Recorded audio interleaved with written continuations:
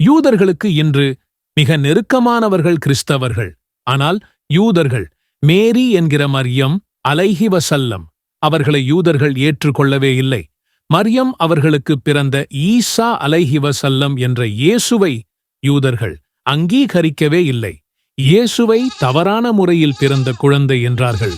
அதோடு பல கேள்விகளை அவர்கள் முன்வைத்தார்கள். ஆனால் திருமறை குர்ஆன் பதில் சொல்கிறது. மேரி என்கிற மரியம் அவர்கள் மீது சிறு கீறல் கூட இல்லாமல் அதிகமாக கண்ணியப்படுத்துகிறது. உலகப் பெண்களிலேயே சிறந்த பெண்மணி என மரியம் அவர்களை வர்ணிக்கிறது. திருமறை குர்ஆனில் மரியம் என்ற அத்தியாயமே இருக்கிறது.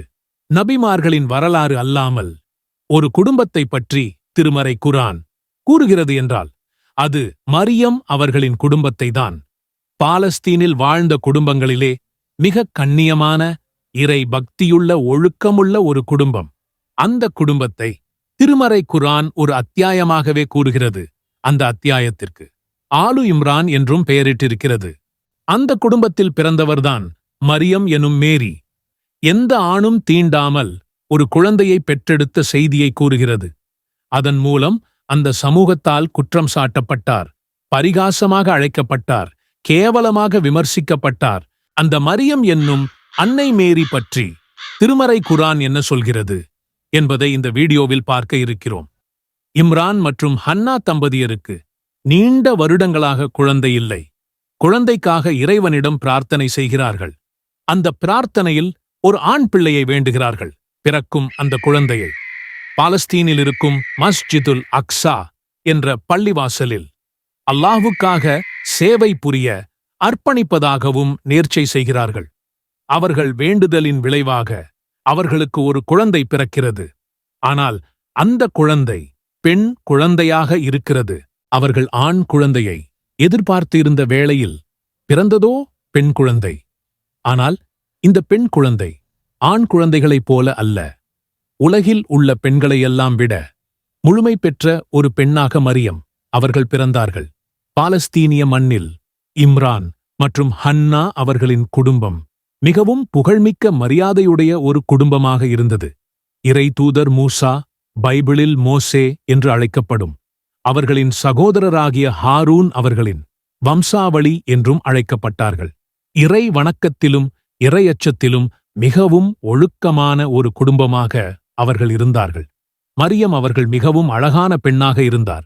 ஒழுக்கத்திலும் இறையச்சத்திலும் கல்வியிலும் அவர்கள் சிறந்து விளங்கினார்கள்.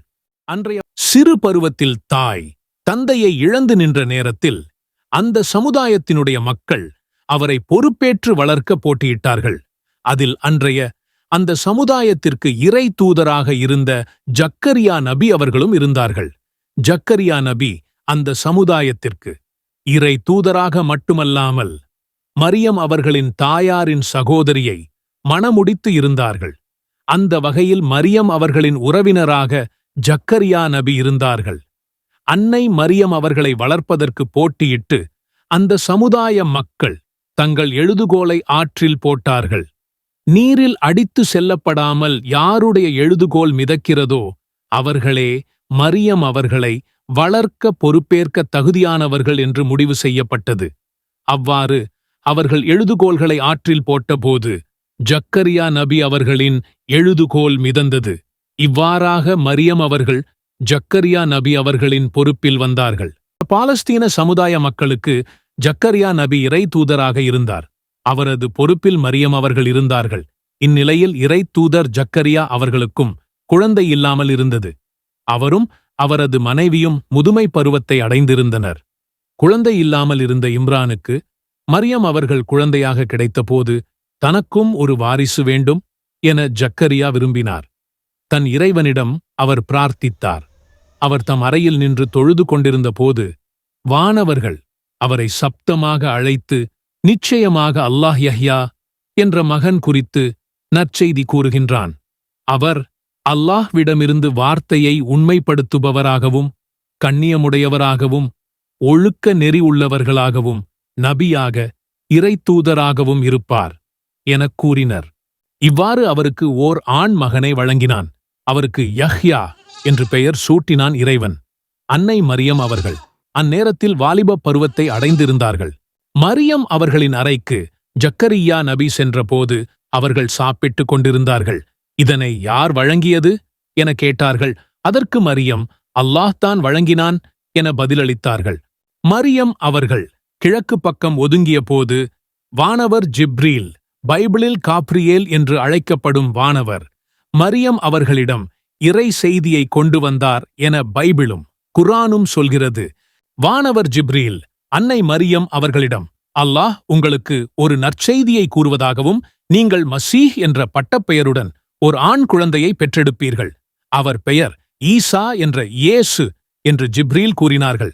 அதற்கு அன்னை மரியம் கேட்டார், என்னை எந்த ஆணும் தீண்டாதிருக்க எனக்கு எவ்வாறு குழந்தை பிறக்கும்? அதுவல்லாமல் நான் கெட்ட நடத்தையுள்ள பெண்ணும் இல்லை என்று கூறுகிறார். அதற்கு வானவர் சொன்னார்கள், அவ்வாறல்ல, இது உண்மையில் நடக்கக்கூடிய செயலாகும். அல்லாஹ்விற்கு இது எளிதானது. அவன் ஒன்றை படைக்க நாடினால் ஆகுக என்றால் அது ஆகிவிடும் என்று கூறினார்கள்.